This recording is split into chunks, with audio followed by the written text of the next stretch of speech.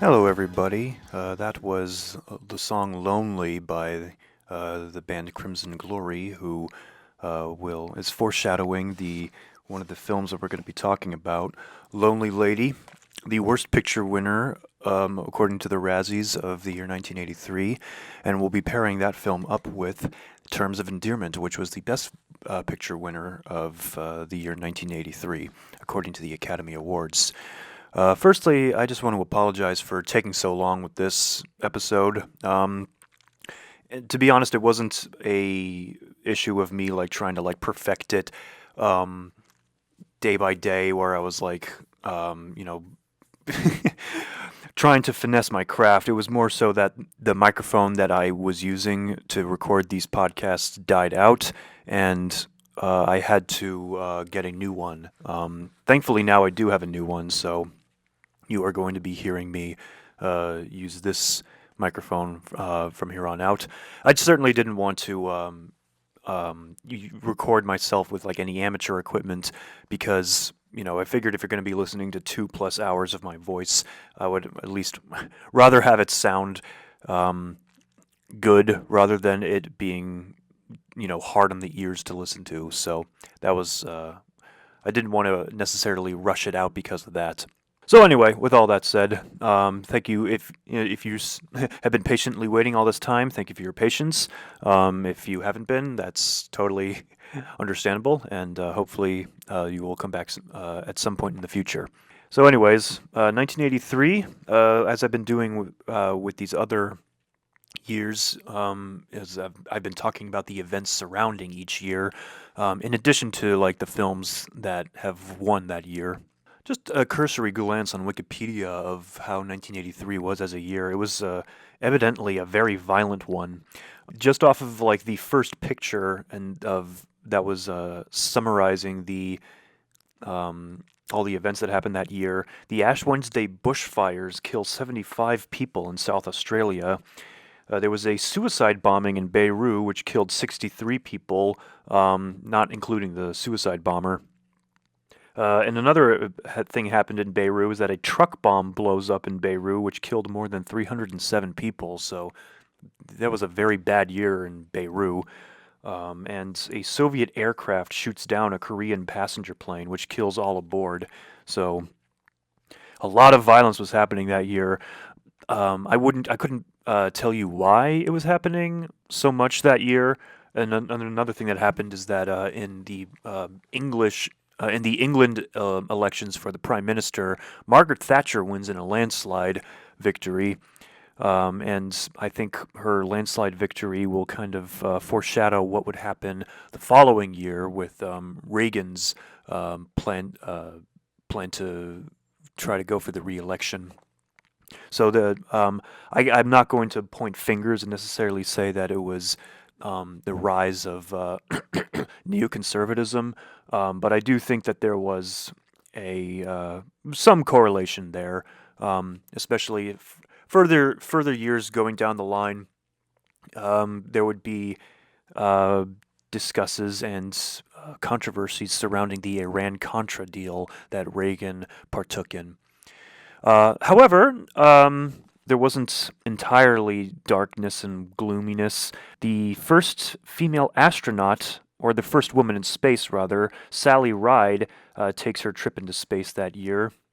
And the infamous video game crash happened, which sounds bad on paper, but from the ashes of that crash rose the phoenix called Nintendo. So in a lot of ways, people kind of saw the video game crash that occurred that year as a necessary destruction in order to create something new.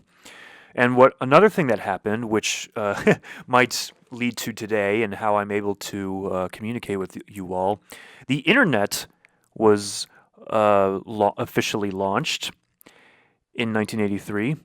And the first mobile cellular telephone call was made in 1983. So part of the reason why you're able to listen to me make silly podcasts on films from over 40 years ago is because over 40 years ago, an invention happened which enabled me to do so. So, yay, 1983. There was violence, but there was also technological progress. But isn't that always the case? So, we'll do a little bit about the films that were released that year as well.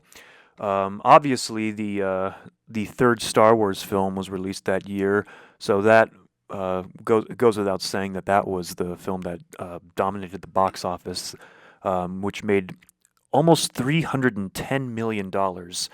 A distant second was the Best Picture winner of the year, Terms of Endearment, which made $108 million. So that's almost a third of the amount as the highest grossing film of that year made. So kind of showed you how much of a role that George Lucas was on in the early 80s. And what's kind of interesting is that while 1983 is far from what would follow in examples of years like 1989 or any of the years of the 2010s, in terms of how many sequels dominated the box office or the releases of the year.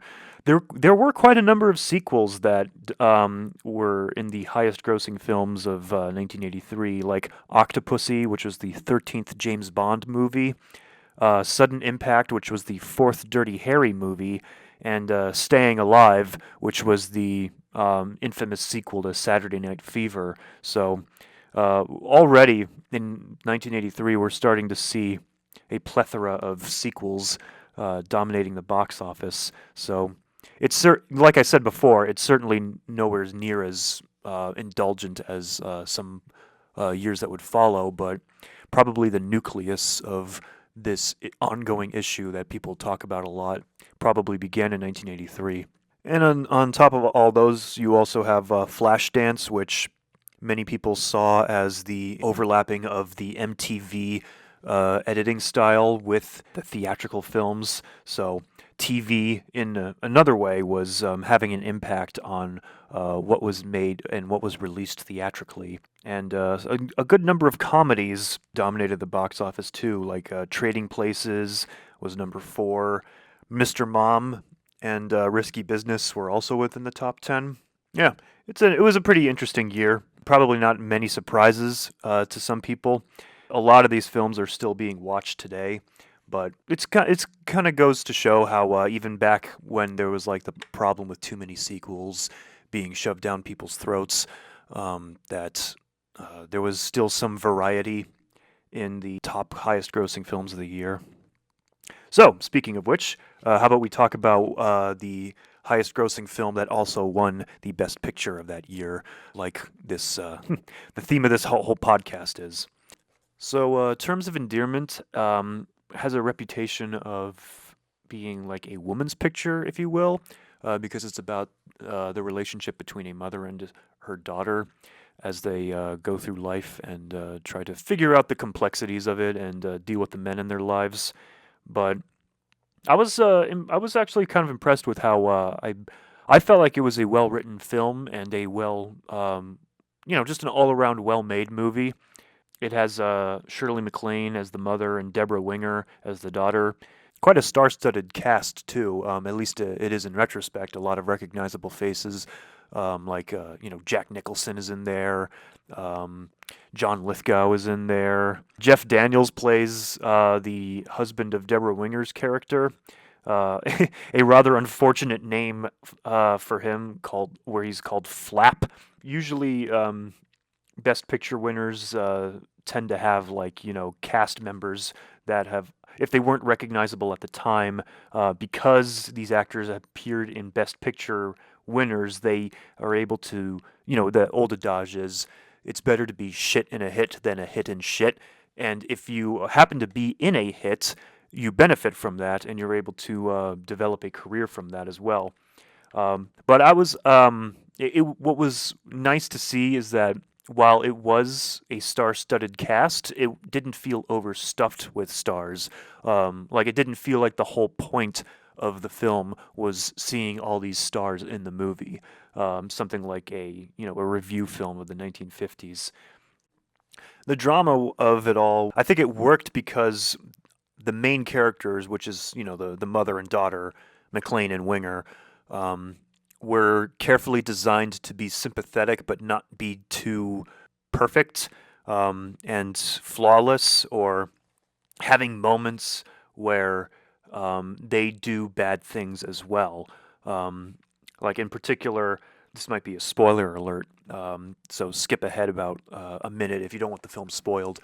While Deborah Winger's character is in the rough stages of her relationship with Jeff Daniels' character Flap, she meets up with John Lithgow's character and is even unfaithful to Flap with John Lithgow's character.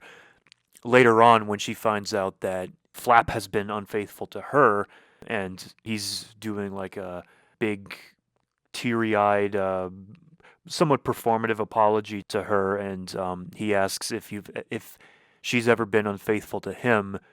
She doesn't tell him about her time with John Lithgow's character at all, or she doesn't say that she's been unfaithful. So I thought it was kind of interesting that rather than be honest with her husband out of spite, she decided to let him, because at that moment she was dying, she decided to let him live the rest of his life, thinking that she never made a mistake with him and that he was the only one who made a mistake with her.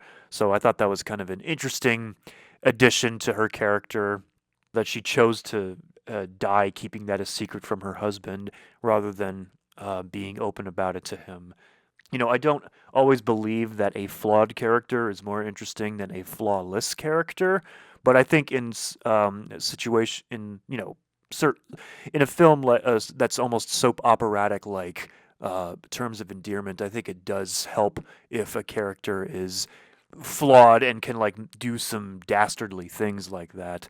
So I thought it was a really well-rounded and a pretty nuanced film, and um, I was pleasantly surprised that I was able to enjoy it as much as I did. The question that we always come to in this podcast is, why do we think this film won the Best Picture? I have a feeling that it won the Best Picture because all the violent things that were happening around the world. I don't know how much of the news of that reached America, but because there was like a lot of turmoil um, and a lot of just bad things happening, it probably shook up the world. Even if people weren't aware of it, they probably felt the tremors, to use a metaphor. And I think a rather mundane film that's more about the interpersonal dramas of two family members probably was just a nice way for people to um, escape from their problems. And I think that's probably why not only the film did so well with critics, but I think it also is the reason why it did so well at the box office, and audiences were drawn to it, even though it wasn't like the epic conclusion of a science fiction trilogy like Return of the Jedi was. Well, you could probably be cynical because it was James L. Brooks's directorial debut, and Brooks even at that time was a very prestigious, well respected, well regarded executive in the TV world, and you could see those awards as the Academy saying to James L. Brooks, "Okay, you successfully made the transition from TV to film. Good job." But I think for both reasons, it's a choice, regardless if there's a cynical decision behind the award. I think it is a choice that does hold up pretty well and is not one of the most objectionable box Best Picture wins. So yeah, like I said, a pleasant surprise by how much I enjoyed Terms of Endearment, and what was kind of interesting is my favorite TV show of all time is The Simpsons, and what's kind of interesting is at the after party of the Oscars, um, James L. Brooks was given this comic called Life in Hell, and with some drawings and characters designed by Matt Groening, a cartoonist at the time. And James L. Brooks was actually so impressed with it that he decided to help Matt Groening in giving him a slot on the Tracy Ullman show to come up with some cartoon characters um, to fill the space required to, have the, show be as long as the syndication requires it to be. Obviously from then on, the cartoon characters became famous enough to warrant having their own show, and James L. Brooks, he helped out a lot with Matt Groening making The Simpsons, at least for like a good number of its seasons. So yeah, obviously, I'm not the only person in the world who loves The Simpsons. So it could be that if Terms of Endearment didn't win the Best Picture of that year, we probably wouldn't be having The Simpsons. So think about that the next time you call it like a soap operatic, or just a picture that doesn't age well, or oh, there should have been other films that won it. So but you got to remember it led to The Simpsons. So anyway, that's Terms of Endearment. And next up, we'll be talking about the film The Lonely Lady. But before that, what's kind of interesting is that I discovered something that might be of interest to anybody who might be Simpsons fans. But they famously have included a lot of deleted scenes or deleted, artwork or sketches, a lot of deleted stuff on their DVD box sets. But unbeknownst to a lot of people, there was this missing bit of audio that didn't have any drawings put to it, that was circling around or was hiding in the basement of Sam Simon. But recently it was decided by the family members of Sam Simon that it was okay to release it to the public and put it online. And being that I'm a big Simpsons fan, they got in contact with me because my podcast work and some of my videos that I've uploaded onto YouTube have gotten me famous enough to be able to get in touch with people of The Simpsons. But they handed me the audio and they said, like, hey, you can display this in your own podcast if you want. And obviously, it's not the actual voice actors from The Simpsons on there. It's people doing a pretty good impersonation of them. But I thought it was pretty funny. I thought it was funny enough to include it here. So before we get to The Lonely Lady, we will be listening to a bit of that. So I hope you guys enjoy.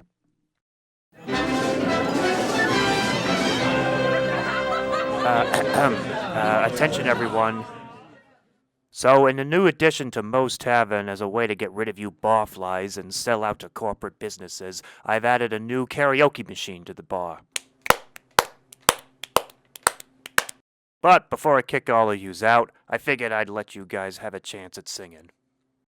Anyone want to sing?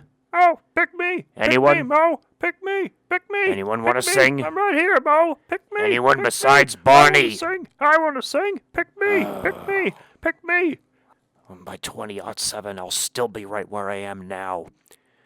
Okay, Barney, you can sing. All right! It'll be just like my time in the Bee Gees. You weren't in the Bee Gees, Barney. Yeah, it was the Bee Sharps, Barn. I was in the Bee Sharps? Oh, I guess I must be a pretty good singer then. Barney, if you humiliate me, I'm banning you from my bar. Thanks, Mo. You've always been so supportive. Alright, this song I want to sing is from The Sound of Mucus. I believe it's when she dances with the penguins and Dick Van Dyke.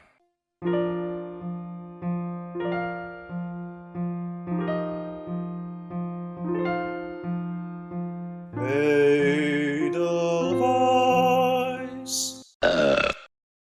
Edelweiss. Every morning you greet me, small and white, clean and bright. Aw, cheer up, Mo. His singing's not great, but his burps are hilarious.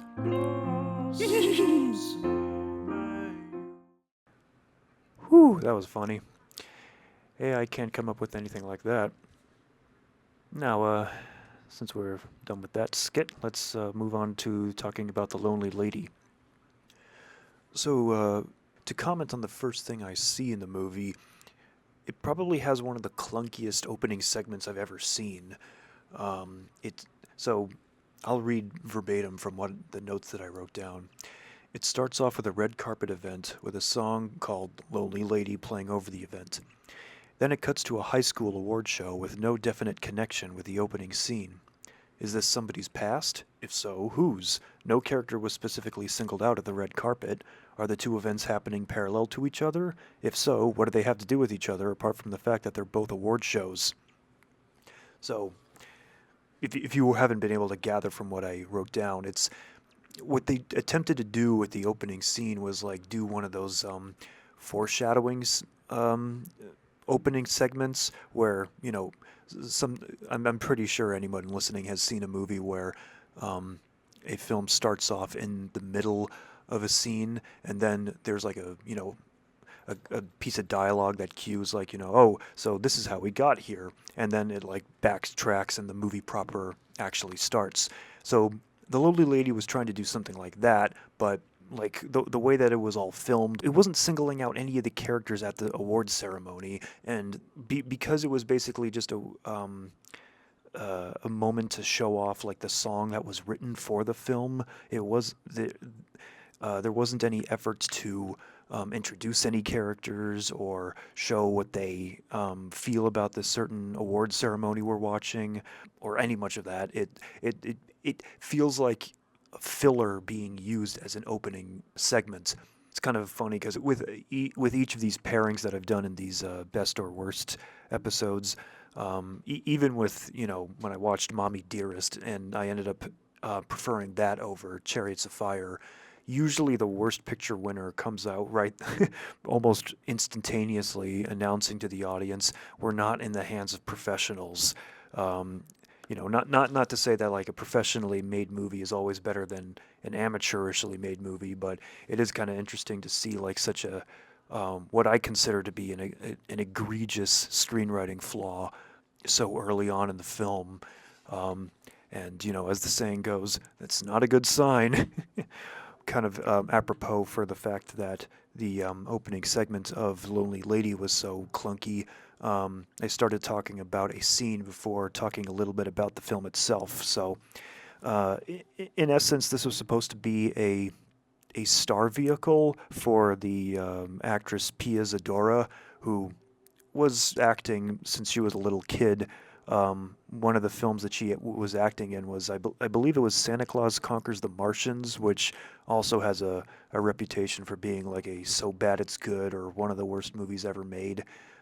So, not the best resume, obviously, but she later in her adult life she married this very rich man who was able to finance her acting career.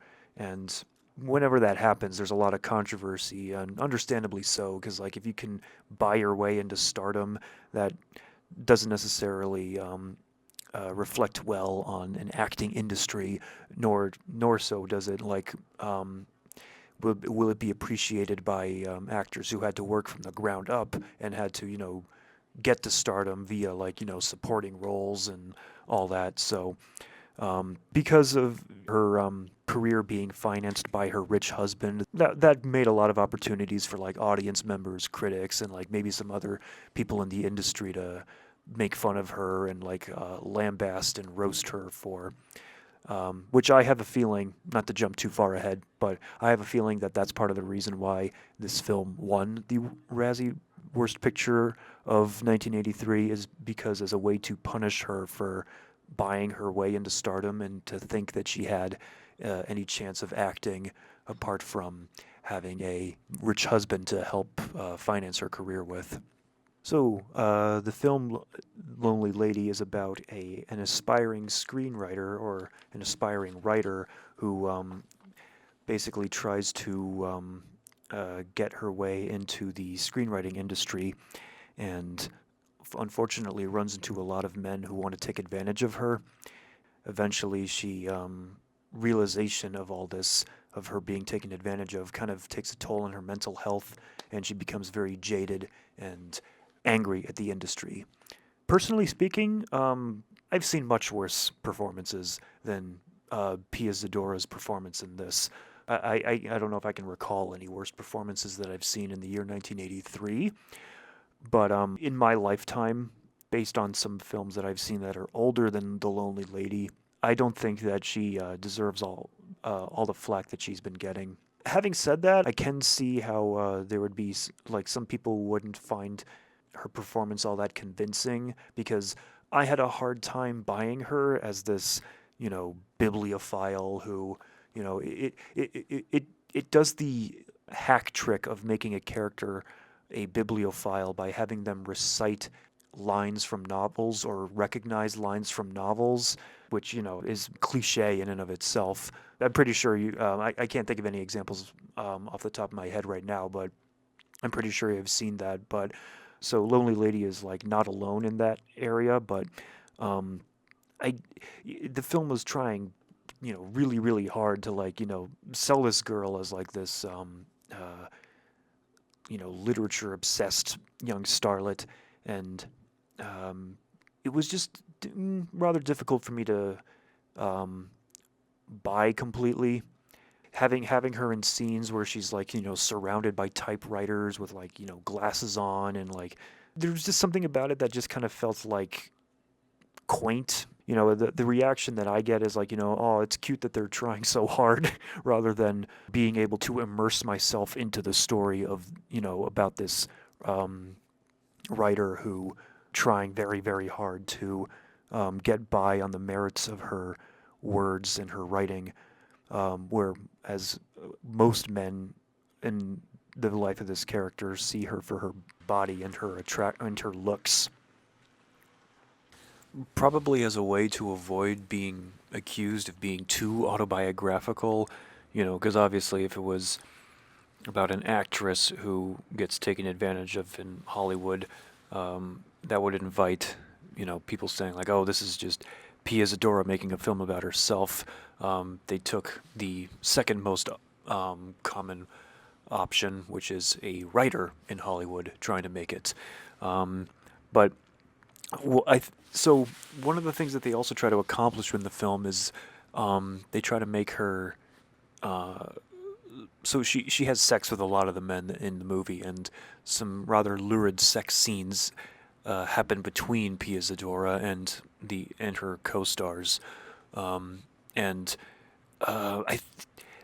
I think it's of course, somebody can be like a writer and have a lot of sex, but I feel like the film was they didn't know how to like juggle between like trying to sell her as like this bibliophile and as well as like somebody who has a lot of sex. It's also worth mentioning that this film was directed by Peter Zasdy. I'm not 100% sure how to pronounce his name, but he was this Hungarian British director who made a lot of Hammer horror films like Taste the Blood of Dracula and Countess Dracula. Countess Dracula, by the way, stars Ingrid Pitt, who was one of the more famous actresses in the Hammer film franchises, partly because of her voluptuous figure, which is a common characteristic in a lot of those Hammer horror films. And I think I haven't seen any of Peter Sasdy's other films, but I do think that his experience, like having filming like sexy gothic horror films, is probably what he's referring back to, or basically the skill set that he's that's coming to the forefront here in The Lonely Lady, because a lot of people have called The Lonely Lady like a camp classic, which take that for what you will. You could say that as like somebody coping with the incompetency of how the film was made by being generous with it, because camp is not a very highly regarded genre or a highly regarded mode.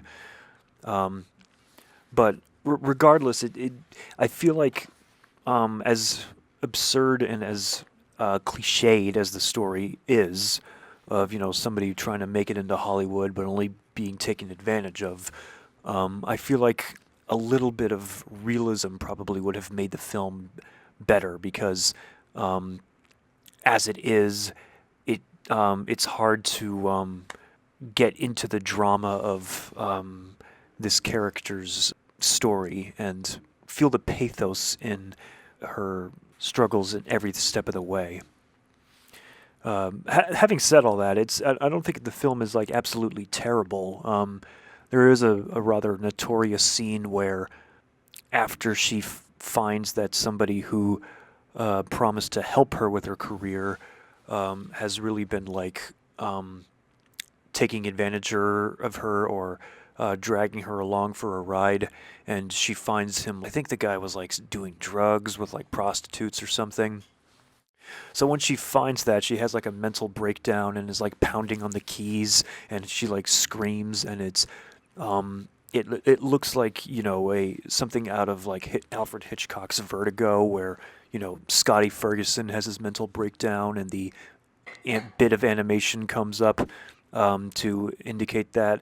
But supposedly that scene was a moment that had the audience howling with laughter.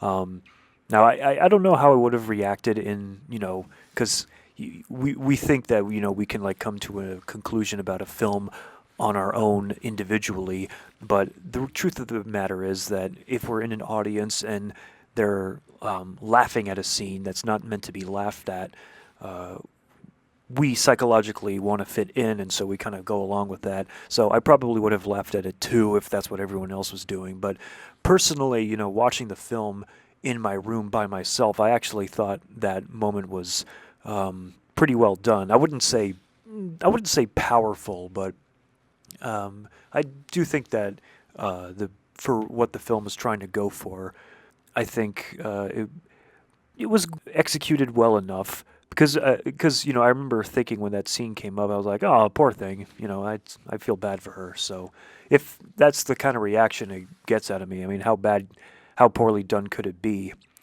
But I mean, there were some like writing flaws, like the first guy that Pia Zadora's character falls in love with is a writer and is significantly older than her, and she wants to marry him. And at first, her mother is like obviously completely against the idea of her marrying somebody much older than her.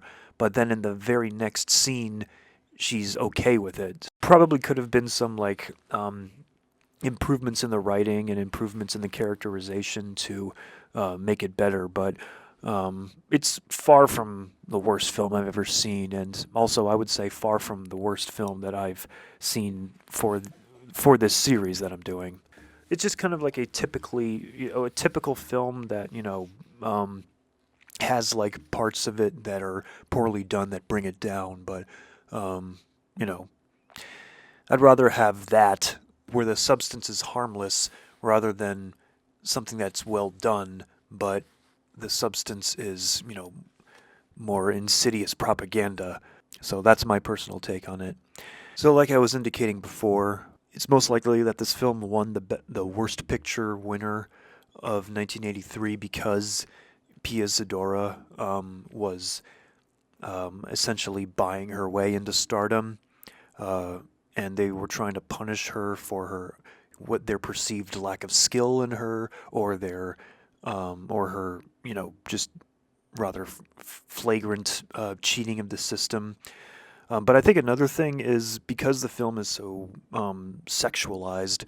I think there's also like an impetus, not just the Razzies, but if a film is like too sexual, um, obviously because there's the old adage that sex sells, and the, during the 80s with films like Body Heat, the one with William Hurt and Kathleen Turner, that kind of ushered in a lot of thrillers and no like neo noir films that were very sexually charged, and a lot of people that that erotic thriller genre doesn't have like the greatest of reputations because a lot of people see it as like using the sex for salacious reasons, and if a film is poorly done as well as being very sexual, I can imagine that there's probably an impetus for people who want to protect the public relations of the industry by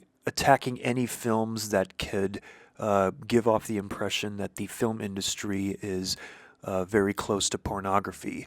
So I think that is also probably one of the reasons why, not just Lonely Lady, but some films later on down the line, we'll see, they'll be like very sexually charged and very poorly done, and according to the eyes of like Hollywood industry people, or people who like Hollywood as an industry, see as like the greatest sin, because it's basically trying to attract an audience through the lowest base means of the what attracts an audience, which is sex. So the long and short of it is that they were criticizing the movie for having too many titties, but ultimately I don't think the film is poorly done enough to deserve like a lot of scorn or a lot of hatred. Nor do I think that Pia Zadora does a bad enough job to have basically been shunned by the Hollywood industry. Thankfully, even though this film seemed to have ended her acting career, she had a music career in the back burner, and she was able to rely on that. The following year, she had a song called "When the Rain Begins to Fall," which was a minor hit, and a duet with Jermaine Jackson. Not one of the most famous of the Jackson brothers, but still, working with a Jackson is pretty. Not everyone can claim to have done that. So she did all right for herself, all things considered.